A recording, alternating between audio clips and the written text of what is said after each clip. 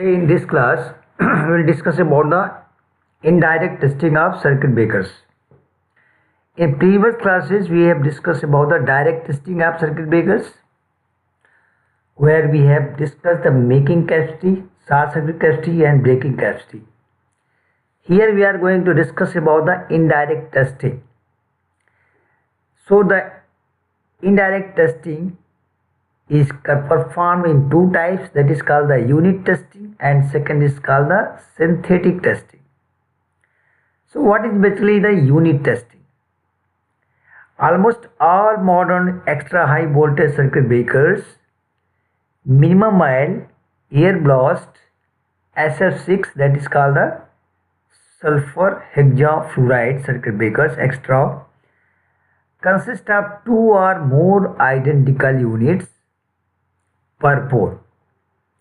These interrupters operate simultaneously and share the voltage across the pole almost equally. So the breaking capacity in MVA is also shared equally. Hence, a test on one unit can be accepted as proof for all units. Such tests are called the unit test, and unit testing is an internationally accepted method. So I think you might have understood what is the unit testing. It has been defined that in all circuit breakers that we have two or more identical units or interrupters per pole. So these interrupters operate simultaneously and share the same voltage across the per pole. So if in three-phase circuit breaker we have a three poles, so one circuit breaker closes, all the three poles share the voltage equally. It means if you will perform a testing on one pole, that will be equally applied for the other poles also. So that's why they have told that the test on one unit can be accepted as a proof for all units, whether 2 units, 3 units or 4 units. So such tests are called the unit test, in which by performing a test on one unit, and that can be applied or understand to be performed on the other units also. So unit testing is an internationally accepted method. So this is the definition of unit testing. Now we will discuss about the synthetic testing. What is the synthetic testing? In synthetic testing, it is a practical and economical solution for testing of CBs of high rupturing capacities without actually using the corresponding short circuit capacity of the testing station. So what does it mean that in this synthetic testing, actually we test the CBs without applying actually the short circuit current in the testing stations.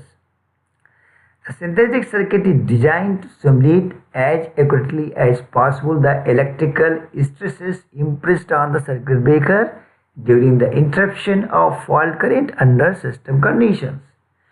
So this is a method, this is a system in which we design a simulation circuit in such way that the risk-tracking voltage transient oscillations are developed and that are applied across the circuit breaker when the high fault current is interrupted from the circuit breaker.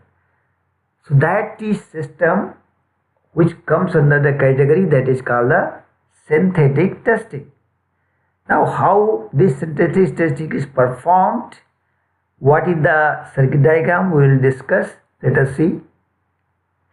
This is the actually circuit diagram for the synthetic testing, and that is called the parallel current injection method. So let us first describe this circuit diagram. This is a short circuit generator which supply the short circuit current This is the master breaker. This is the LG, means inductance.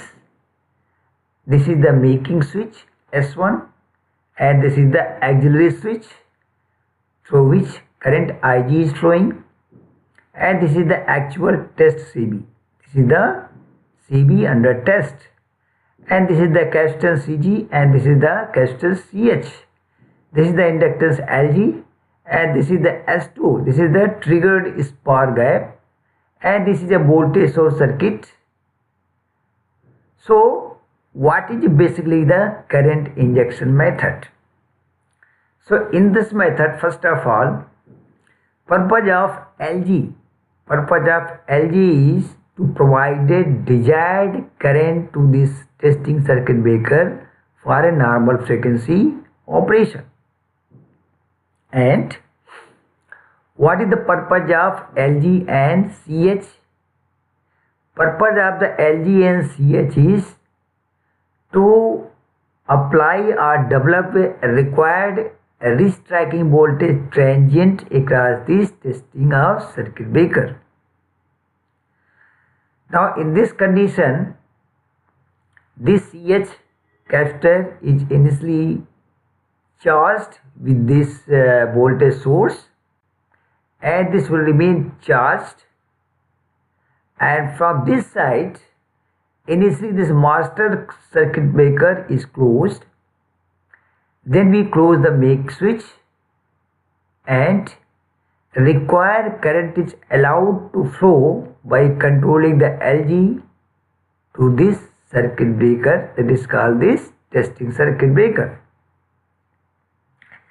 Now once the required current is allowed to flow this testing circuit breaker, after that we try to open the contacts of the testing circuit breaker and this auxiliary circuit breaker.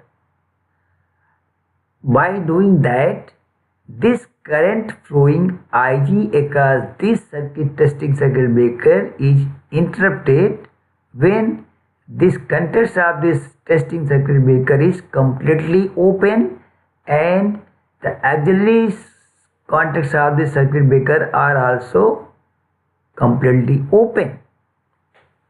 Now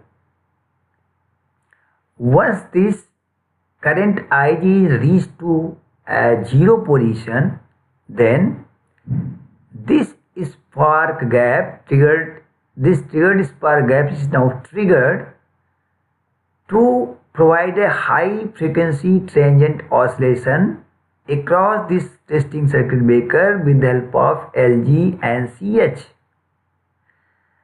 So the high frequency transient oscillations are set up at the time T3. See here, at the time T3 when this current is 0, then high frequency transient oscillations are set up and they are applied here across this testing circuit breaker. So that was our motive to test the circuit breaker for the transient recovery voltage which is applied across the testing circuit breaker. And why it is called the parallel current injection method? Because this testing circuit breaker is supplied by the current from both sides, that is the IS current from this side and IG current from this side. That's why it is called the parallel current injection method. So this method is called the synthetic testing method. And same thing which I have discussed about the circuit breaker, same thing has been discussed here, that initially the short circuit generator G is excited and current limiting reactor LG is set to provide the desired test current. The make switch S1 open. Now auxiliary circuit breaker test contacts are closed. So voltage circuit CH is charged to provide the required voltage and the spark gap S2 is set ready to be fired. Now CH is selected to provide the required transient retracking voltage of certain frequency. Now the make switch S1 is closed and the normal frequency 50 Hz current IG flows in the circuit breaker. At time t0, the auxiliary breaker and test circuit breaker begins to open, so that they are fully open at the following current 0. So at time t1, the spark gap S2 is fired and the current flows in the test circuit breaker. Now the frequency of this current is determined by the LH and CH and timed so that its peak approximately coincides with the zero current IG. So I have told that these elements LH and CH provide the required high frequency transient oscillation, and initially the LG is set to provide a required normal frequency current which is flowing through this auxiliary circuit breaker to the test circuit breaker. Now at time t2, when current IG becomes 0, it is interrupted by the auxiliary breaker and the test circuit breaker current IH from the voltage circuit that has been applied. So when this current becomes 0 at T3, the restriking voltage transient appears across the circuit breaker, and magnitude and frequency of this restriking voltage transient depends on the voltage to which capacitor CH is charged and parameters CH and IH. What it means that initially once we charge this CH, so the magnitude of the voltage charged across this capacitor that will determine the high frequency transient oscillation that will be applied across this circuit breaker, that is a testing circuit breaker. And we can control this oscillation by LG. So once the trigger spark gap S2 is fired, then the high frequency transient oscillation through this CH is developed at the time T3 across the circuit breaker. So if the circuit breaker remains in the healthy condition during these test conditions, it means the circuit breaker is fully serviceable and can be applied in the power system network. So this process which I have discussed here, that is called the synthetic testing. So today in this class we have discussed about the unit testing, and second one is called the synthetic testing. In unit testing, we test one pole and same testing is applied to the other poles also, that is called the unit testing. And in synthetic testing, we provide a short circuit current and transient frequency oscillations across the circuit breaker without actually putting this circuit breaker into the testing load circuit. That is that we simulate these situations of the high transient frequency oscillations through a circuit diagram, that is called the parallel current injection method. So that is what about this lecture.